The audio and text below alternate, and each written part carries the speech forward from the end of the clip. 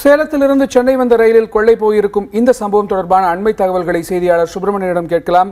சுப்பிரமணியன், இந்த கொள்ளை சம்பவம் பற்றி அண்மை தகவல்கள் என்னென்ன இருக்கின்றன? முக்கியமாக அந்த பணம் எவ்வளவு ரூபாய் என்கிற தொகை கணக்கிடப்பட்டிருக்கிறதா? சொல்லுங்கள்.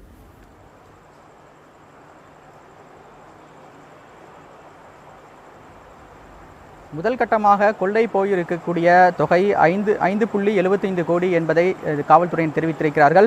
மீதமுள்ள பணம் எவ்வளவு கொள்ளை போயிருக்கிறது என்பது தொடர்பாக கணக்கிடும் பணிதான் நடந்து கொண்டிருக்கிறது. அதாவது அந்த பெட்டியில் இருக்கக்கூடிய அனைத்து பெட்டிகளிலுமே பழைய ரூபாய் நோட்டுகள் தான் ரிசர்வ் வங்கிக்கு கொண்டு வரப்பட்டிருக்கிறது.